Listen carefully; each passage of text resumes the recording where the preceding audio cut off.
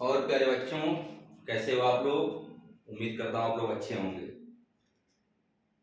आज का हमारा टॉपिक है बर्नौली का प्रमेय। आप लोग की डिमांड 5 नंबर की थी, वही पूरी करने पे लगे हुए हैं। तो आज का टॉपिक है बर्नौली का प्रमेय, बर्नौलीज थ्योरम।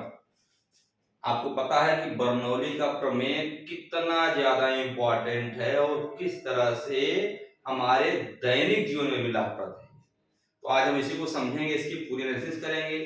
आप लोग अभी तक अगर बर्नौली के प्रमेय को देख घबराते रहे होंगे कि डेरिवेशन कैसे किया जाए, तो बड़ा लंबा चौड़ा दिखाई पड़ रहा है, तो आपको मैं गारंटी से बता रहा हूं कि आज आप इस प्रमेय को 6 लाइन में डिराइव करने वाले हो, केवल 6 लाइन में। तो अंत तक वीडियो को देखते रहिएगा। जो लोग भी मेरे चैनल पे नए हैं उनसे अनुरोध है कि वो चैनल को सब्सक्राइब कर लें। अच्छा रहेगा वीडियो, औरों को भी शेयर कीजिएगा और आप भी लाइक कर लीजिएगा। तो अपना मेन मुद्दा शुरू करते हैं, बर्नौली का प्रमेय।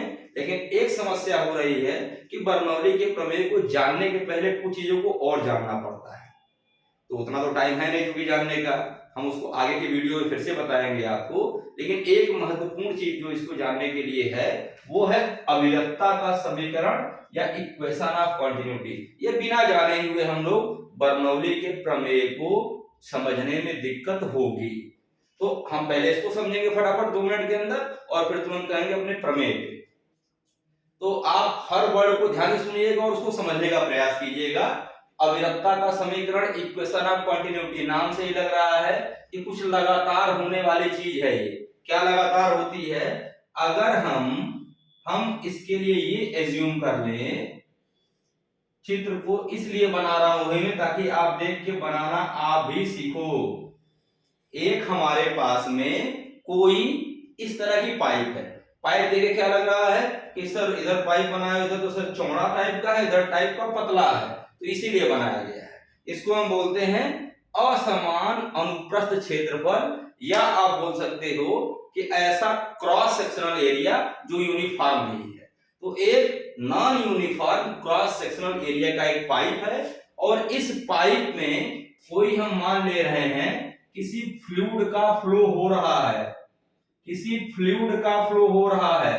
फ्लूइड का तात्पर्य क्या हुआ कि कोई बहने वाली चीज है और वो बहने वाली चीज द्रव भी हो सकती है और गैस भी हो सकती है। उसका फ्लो हो रहा है और वो प्रवाह जो फ्लो हो रहा है वो प्रवाह धारा रेखीय है, स्ट्रीम लाइन है। अब धारा रेखीय क्या है, स्ट्रीम लाइन क्या है, इसके बारे में डिटेल हम डिस्कस करेंगे अपने आने वाले नेक्स्ट वीडियो में। अभी आप लोग चूंकि थोड़ा बहुत जानते भी होंगे, समय कम के नाते बता रहा हूं कि प्रवाह धारा रेखीय इसमें बह रहा है। कुछ एज्यूम कर लेते हैं, हम एज्यूम ये कर लेते हैं कि चूंकि ये चौड़ा वाला है, इसको मान लेते हैं कि इसका क्रॉस सेक्शनल एरिया A2 है, इसका अनुप्रस्थ क्षेत्रफल A2 है और इसका अनुप्रस्थ क्षेत्रफल A1 है। नंबर एक चीज।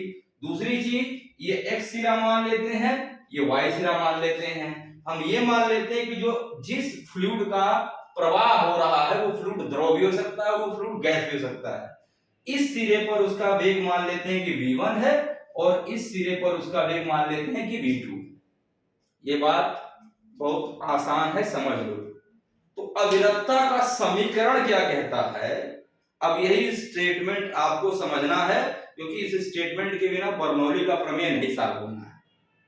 अविरतता का समीकरण ये कहता है कि जिस भी फ्लूइड का प्रवाह हो रहा है, जिस भी तरल का प्रवाह हो रहा है, 1 सेकंड में उसका जितना मास, उसका जितना द्रव्यमान इस सिरे पर एंटर होगा, उतना ही द्रव्यमान 1 सेकंड में यहां से एग्जिट होगा। यानी कि कोई पाइप है, उसमें 1 सेकंड में एक सिरे पर जितना तरल घुसेगा, 1 सेकंड में उतना ही तरल दूसरे सिरे से निकलेगा। यही मूल मंत्र है। अगर हम मान लेते हैं ये कि अगर इस सिरे पर एंटर करने वाले तरल का द्रव्यमान m1 है और इस सिरे से निकलने वाले तरल का द्रव्यमान m2, दो चीजें हो गई। तो हम इसको अगर ऐसे लिखेंगे कि 1 सेकेंड में x सिरे में घुसने वाले तरल का द्रव्यमान, एक सेकंड में एक सिरे में घुसने वाले तरल का द्रव्यमान बराबर एक सेकंड में y सिरे से निकलने वाले तरल का द्रव्यमान, यानी कि mass entering per second, mass entering per second at in s is equal to mass ejecting per second from end b। Clear? अब देखो आप लोगों ने एक फार्मूला पढ़ा हुआ है भाई कि rho equals to m upon v, यानी घनत्व बराबर द्रव्यमान बटे आयतन, घनत्व बराबर द्रव्यमान बटे आयतन। लेकिन एक कंडीशन अभी हमने बताई ही नहीं थी, हम ये मान के चलते हैं कि इस तरह की पाइप में जो द्रव का प्रवाह हो रहा है वो आदर्श द्रव है, और आदर्श द्रव की परिभाषा और जो बाकी चीजें बची हुई हम नेक्स्ट वीडियो में बताएंगे, क्योंकि 5 नंबर क्वेश्चन वहां भी आ सकता है। हम इसको इसलिए बता रहे हैं कि पहले इसको याद कर डालो आप। बर्नौली का प्रमेय, आदर्श द्रव की कहानी होती है कि एक ऐसा द्रव जिसके दो कंडीशन, दोनों कंडीशन अभी छोटा बताऊंगा मैं। एक कंडीशन होता है कि वो अश्यान होना चाहिए, और दूसरा कंडीशन होता है कि वो असंपीड्य होना चाहिए। शॉर्ट फॉर्म में जान जाओ, अश्यान का मतलब होता है जिसके अंदर श्यानता का गुण ना हो, और शॉर्ट फॉर्म में भी जान जाओ कि श्यानता का मतलब होता है कि द्रव का प्रवाह परत के रूप में होता है। अर्थात अश्यान मतलब ये हुआ कि द्रव का प्रवाह परत के रूप में ना हो, नंबर एक चीज। दूसरा असंपीड्य, असंपीड्य इनकम्प्रेसिबल, इसका मतलब ये होता है कि द्रव को अगर कंप्रेस किया जाए तो उसका घनत्व ना बदले। लेकिन ऐसा नहीं होता है, एक्चुअल में जो द्रव होता है अगर उसको कंप्रेस करोगे ना तो उसका घनत्व बढ़ जाता है। लेकिन आइडियल के लिए कंडीशन ये है कि द्रव हमारा अश्यान और असंपीड्य होगा, और यहाँ पर भी जो प्रवाह हो रहा है वो ऐसे द्रव का है जो अश्यान है और असंपीड्य है। तो अगर असंपीड्य है तो हमने मान लिया है इसका घनत्व रो है, मुंह पतला है, मुंह चौड़ा है, कुछ भी हो, हम द्रव को दबा रहे हैं, उसका घनत्व नहीं बदल रहा है। तो एक कंडीशन और मान लो कि घनत्व इज नॉट चेंजिंग। इंग्लिश में कहोगे कि सर तो हिंदी में घनत्व इज नॉट चेंजिंग मिला के बोल रहे हैं, कोई मतलब नहीं है, यानी कि उसकी डेंसिटी चेंज नहीं हो रही है। अब हमको क्या बताना है कि एक सेकंड में एक्स सिरे पे कितना द्रव घुसा, उतना ही द्रव वाई सिरे से निकल गया। या आपने कर लिया तो कहानी खत्म, इक्वेशन ऑफ कंटिन्यूटी हो जाएगी, इसको निकाल लो। लेकिन सेकंड का टर्म याद रखो कि एक सेकंड में कितना द्रव घुसा, हमें एक्स सिरे पे द्रव्यमान निकालना है एक सेकंड में, और वाई सिरे पे द्रव्यमान निकालना है एक सेकंड में, और वो दोनों इक्वेशन ऑफ कंटिन्यूटी के हिसाब से क्या होगा, m1 बराबर होगा m2, m1 बराबर होगा m2 के। अब m रो बराबर m बटा v, तो m बराबर क्या होगा, रो इंटू v। आप इसको लिख सकते हो m equals to rho into v। हम इसको ऐसे लिख दें, चूंकि v1 इंटू रो 1 कर दें और बराबर कर दें v2 इंटू रो कर दें, कोई दिक्कत नहीं है, v1 into rho v2 into rho. तो एक सिरे पे आयतन, दूसरे सिरे पे आयतन, रो रो तो कॉमन है, भी छोड़ रहा हूं समझने के लिए केवल। तो हमें निकालना इस सिरे पे कितना द्रव घुस रहा है एक सेकंड में, एक सेकंड में कितना द्रव घुस रहा है, एक सेकंड में कितना द्रव घुस रहा है। सेकंड का टर्म बार बार बोलना, याद कर लेना। तो आयतन बराबर क्या होता है भाई, आयतन बराबर होता है लंबाई गुणे चौड़ाई गुणे ऊंचाई। आपको ना लंबाई पता है, ना आपको चौड़ाई पता है, ना आपको ऊंचाई पता है। पता क्या है, एरिया, और दूसरा पता है वेग, एरिया और वेग पता है। तो भैया एरिया क्या है, एरिया मतलब क्या होता है, लंबाई गुणे चौड़ाई। एरिया बराबर होता है, एरिया बराबर लंबाई गुणे चौड़ाई। तो एरिया वाले टर्म में लंबाई चौड़ाई आ गया, बचा क्या, ऊंचाई।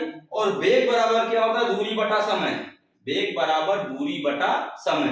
यानी कि अगर हम a2 और b1 को मल्टीप्लाई कर दें तो लंबाई गुणे चौड़ाई गुणे ऊंचाई बटा समय अपने आप आ जाएगा। यही इसका की पॉइंट समझने वाला है कि हम अगर v1 के स्थान पे लिख दें a2 लिख दिया था, गलत लिख दिया था, एक सेकेंड, यहां पे लिखो भैया a1 और यहां पे लिखो a2। यहाँ लिख दो बेटा A1 और यहाँ A2, थोड़ी गड़बड़ी हो गई थी, तो ये आप लिख दो A1 into V1। A1 into V1 दिखा रहा है area into velocity. Area into velocity मतलब कि area into distance upon time, और टाइम आपको पता है 1 सेकेंड, तो एरिया इंटू डिस्टेंस हो गया वॉल्यूम पर सेकेंड, और इंटू रो कर दो, तो इंटू रो करते क्या मिल गया आपको, मास पर सेकेंड। क्या, कौन सा मास पर second, mass entering eight Ind A, eight end x पर सेकेंड, और सिमिलरली ये हो जाएगा A2 V2 रो, और ये क्या है बराबर, तो बराबर मतलब क्या हो गया, equals to m, equals to m, mass, जो मास यहां है वही मास यहां है। इसको आप ऐसे भी लिख सकते हो बेटा, A1 V1 बराबर A2 V2 बराबर m बटा रो, एंड व्हाट इज m बटा रो, रो इक्वल्स टू m बटा v, तो m बटा रो इक्वल्स टू क्या हो जाएगा आपका v। ये आपका इक्वेशन ऑफ कंटिन्यूटी या अविरतता का समीकरण सॉल्व हो गया। अब आप लोग यहीं पर एक चीज और जानते हो कि अगर किसी समीकरण में आप लोग जानते हो कि A1 V1 बराबर A2 V2 है, आप ये जानते हो कि अगर A1 V1 बराबर A2 V2 है, तो आप इसको ऐसे भी लिख सकते हो A इंटू V बराबर कांस्टेंट, और A इंटू V बराबर कांस्टेंट अगर लिखा हुआ है तो आप इसको ऐसे लिख सकते हो A equals to constant upon V। आप प्रोपोर्शनलिटी हटा दो तो कांस्टेंट रखते हो, और कांस्टेंट हटाओ तो आप प्रोपोर्शनलिटी ले आओगे, तो आप बोल सकते हो कि A proportional to 1 upon V। यही इस समीकरण का मेन उद्देश्य था, यानी कि क्रॉस सेक्शनल एरिया अनुप्रस्थ क्षेत्रफल वेग के व्युत्क्रमानुपाती होता है, अनुप्रस्थ क्षेत्रफल वेग के व्युत्क्रमानुपाती होता है, यही इसका मेन फंडा है। जैसे आप मान लो कि आप क्यारी में पाइप से सिंचाई आप कर रहे हो, पानी आप डाल रहे हो, और क्या करते हो कि पानी हमें कहीं दूर तक फेंकना हो तो आप पाइप का मुंह दबा देते हो, और जब पाइप का मुंह दबाए तो क्या पाता है, क्या होता है कि जो क्रॉस सेक्शनल एरिया पाइप का वो घट गया, और जैसे ही क्रॉस सेक्शनल एरिया घटता है वेग तेज हो जाता है। तो इक्वेशन ऑफ कंटिन्यूटी का दैनिक जीवन में यही अनुप्रयोग है कि अगर क्रॉस सेक्शनल एरिया घट रहा है तो पानी का वेग बढ़ जाएगा। क्लियर? आई थिंक अविरतता का समीकरण का कॉन्सेप्ट आपको क्लियर हो गया होगा, और इसके होने के बाद ही हम चलेंगे किस पर, हम चलेंगे, हाँ बच्चा लोग, हमने कहा था कि मेन मुद्दा तुम्हारा बर्नौली प्रमेय है, उसके लिए समझना था इक्वेशन ऑफ कंटिन्यूटी, हम लोगों ने समझ लिया। बर्नौली प्रमेय का पहले स्टेटमेंट समझ लो, फिर डेरिवेशन, और आपको किए गए प्रॉमिस के अनुसार 6 लाइन में डेराइव करूंगा, इतना आप जानते चलो। बर्नौली थ्योरम क्या है, आप पहले फिगर को समझ लो कि एक कोई एक नलिका है जिसका एक सिरा x एक सिरा y है, एक सिरा चौड़ा सा है, y सिरा पतला सा है, इसमें कोई तरल बह रहा है। तरल मतलब क्या हुआ कि कोई द्रव है या गैस कुछ भी बह रहा है, और बहाव जो है वो कैसा है, दो बहाव होते हैं, एक होता धारा रेखीय और दूसरा होता विक्षुब्ध। तो ये कहा कि भैया धारा, ये जो बहाव है वो धारा रेखीय है, धारा के प्रवाह हो रहा है, इस वाले सिरे का अनुप्रस्थ क्षेत्रफल यानी क्रॉस सेक्शनल एरिया A1 है, इस वाले सिरे पर वेग V1 है, और इस वाले सिरे पर दाब P1 है, दाब P1 है। और नेक्स्ट चीज कि इस वाले सिरे की जमीन से ऊंचाई हमने मान लिया कि h1 है, अर्थ से हाइट इसकी h1 है। सिमिलरली y सिरे का अनुप्रस्थ क्षेत्रफल A2 है, वेग यहां पर V2 है, दाब यहां पर P2 है, और इस सिरे की ऊंचाई h2 है। अनुप्रस्थ क्षेत्रफल या क्रॉस सेक्शनल एरिया मुझे उम्मीद है कि आप लोग समझते होंगे। अगर ये मान लो कि मार्कर ये है ना, तो इसका जो ये वाला एरिया होता है, दिस एरिया, इसी को हम बोलते हैं क्रॉस सेक्शनल एरिया। तो वो क्या है, यहाँ पर वेरिएबल है, एक तरफ ज्यादा एक तरफ कम, हो सकता है कि पाइप ऐसे भी आगे और चौड़ी हो जाए, कुछ भी हो सकता है। तो बर्नौली के प्रमेय के अनुसार मेन कॉन्सेप्ट क्या है कि जब कोई आदर्श द्रव, आइडियल फ्लूइड, आइडियल फ्लूइड मतलब समझ लो कि जो कि असंपीड्य और अश्यान हो, उसको मैं नेक्स्ट लेक्चर में बताऊंगा। असंपीड्य और अश्यान, कहानी मैंने थोड़ी सी बता दी है कि आइडियल फ्लूइड मतलब होता है कि अगर कोई असंपीड्य और अश्यान द्रव का प्रवाह होता, अगर उसका प्रवाह होता है तो प्रवाह के प्रत्येक बिंदु पर, यानी कि इस बिंदु पे, इस बिंदु पे, इस बिंदु पे, इस बिंदु पे, हर बिंदु पे, प्रवाह के प्रत्येक बिंदु पर उसकी कुल ऊर्जा, टोटल एनर्जी कांस्टेंट होती है। और टोटल एनर्जी कांस्टेंट का मतलब ये होता है, एनर्जी फ्लूइड में केवल 3 रूप में होती है। प्रेशर एनर्जी यानी कि दाब ऊर्जा, काइनेटिक एनर्जी यानी कि गतिज ऊर्जा, और पोटेंशियल एनर्जी यानी कि स्थितिज ऊर्जा।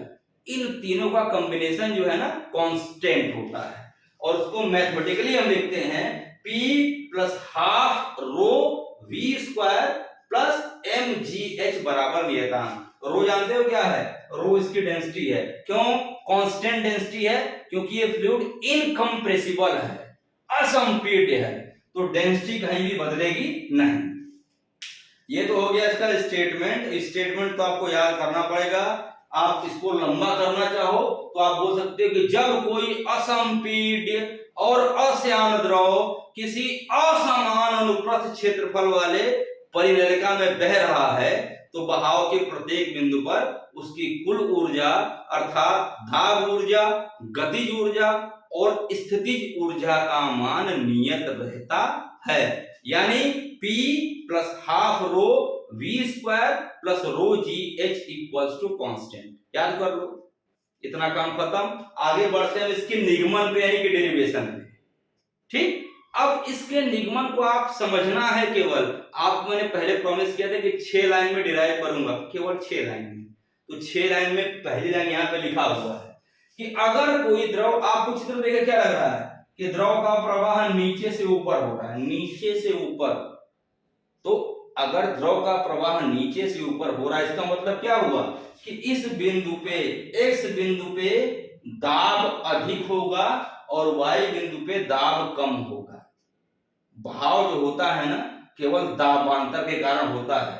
दाब जहां पे अधिक होता है उधर की तरफ से फ्लूइड बहता है, और दाब जहां पे कम होता है उधर की तरफ फ्लूइड जाता है। इट मींस कि यहां पर जो P1 है उसका मान ज्यादा है in comparison to P2। P1 से P2 की तरफ फ्लूइड का प्रवाह हो रहा है। ठीक, अब आप लोगों ने पढ़ा हुआ है, बहुत बार पढ़ा हुआ है कि ऊर्जा ना उत्पन्न होगी ना नष्ट होगी, केवल एक रूप से दूसरे रूप में बदलने वाली।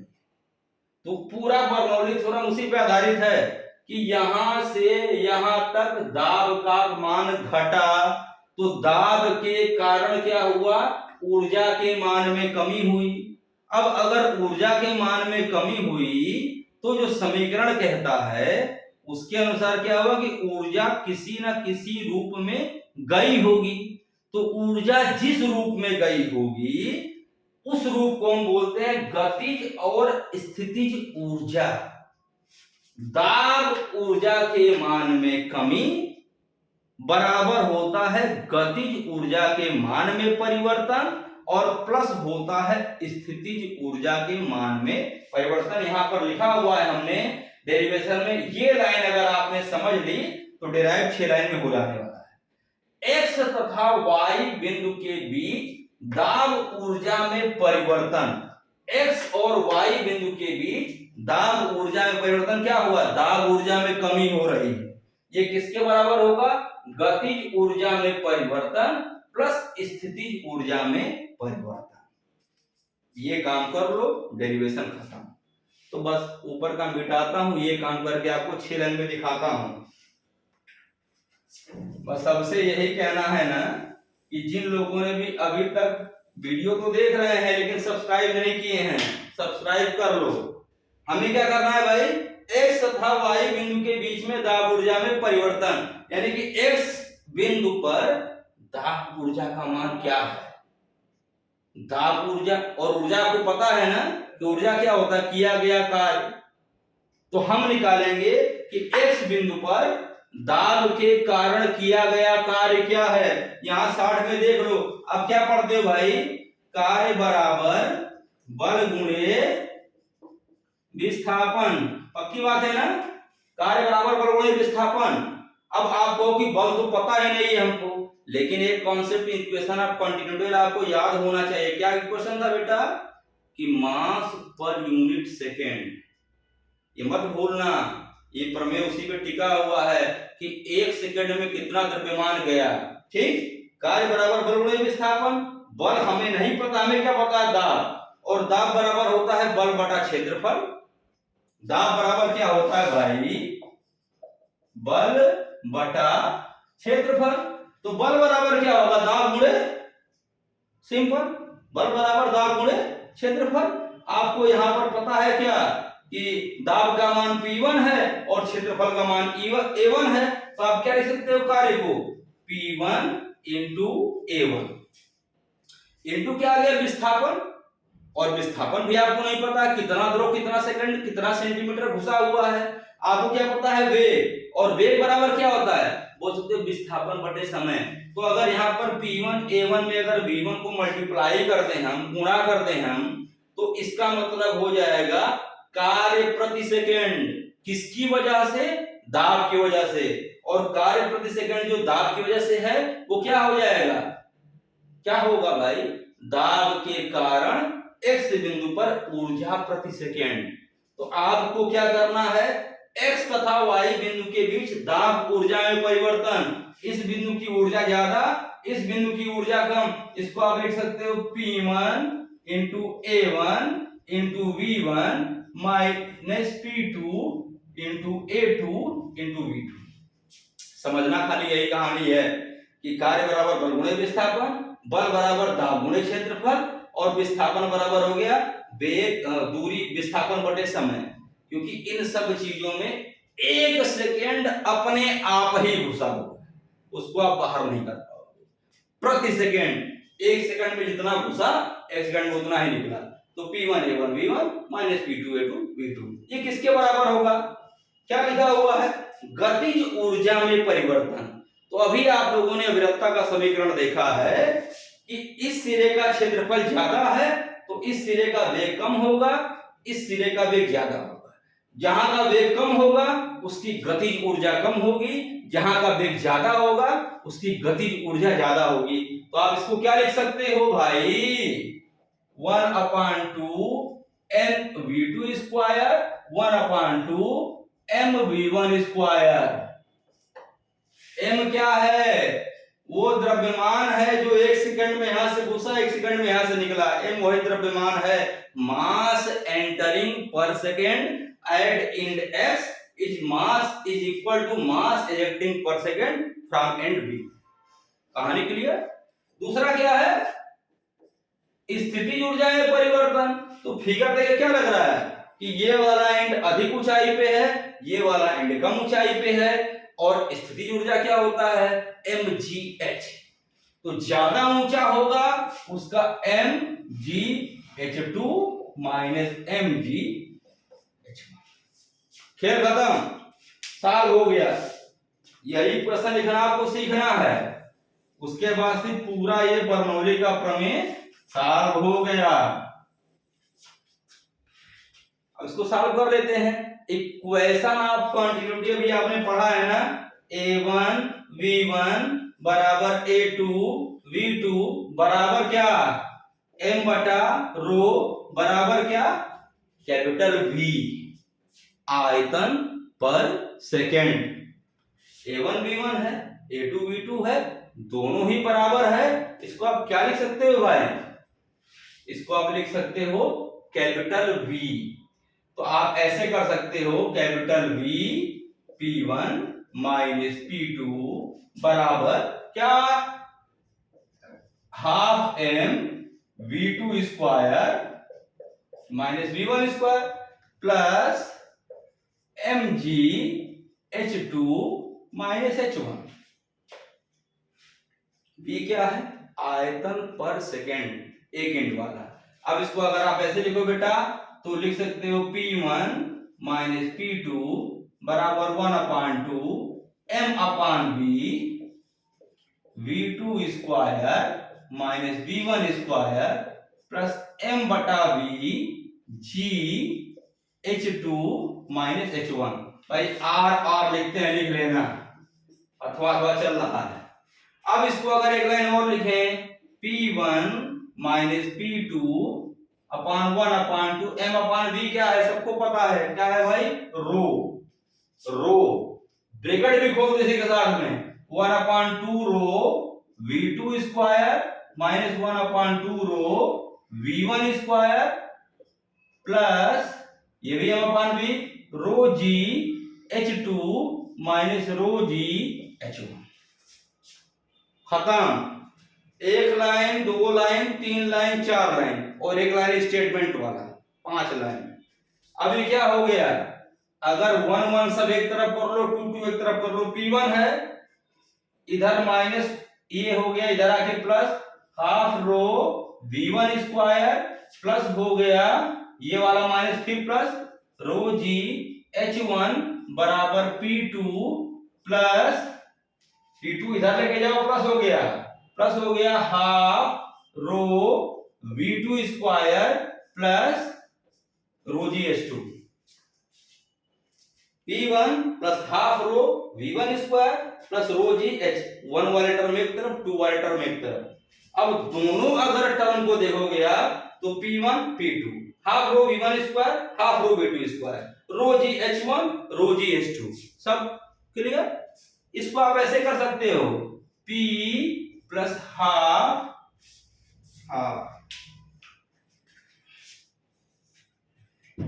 मतलब कि 1 अपान 2 रो v स्क्वायर 1 2 हटा दो प्लस रो जी एच बराबर कांस्टेंट या नियतांक। और आप इस स्टेटमेंट को चेक कर लो भाई लोग, ये स्टेटमेंट वही है बर्नौली के प्रमेय वाला। लाइन भी गिन लो, 1 2 3 4 5 6 लाइन में डेरिवेशन खत्म हो गया। तो मुझे उम्मीद है कि आप लोग इसको आसानी से करके 5 नंबर आप स्कोर कर सकते हो। अभी तक जो ना सब्सक्राइब किए भैया सब्सक्राइब कर लो। अगले वाले वीडियो में इस बर्नौली थ्योरम के हम अनुप्रयोग बताने वाले हैं, छोटे से में अनुप्रयोग बता देंगे पहले हम, क्योंकि अनुप्रयोग भी साथ में आता रहता है, तो इसलिए इस वीडियो के साथ उसको भी देखना जरूरी है, कंपलसरी है। Thank you very much.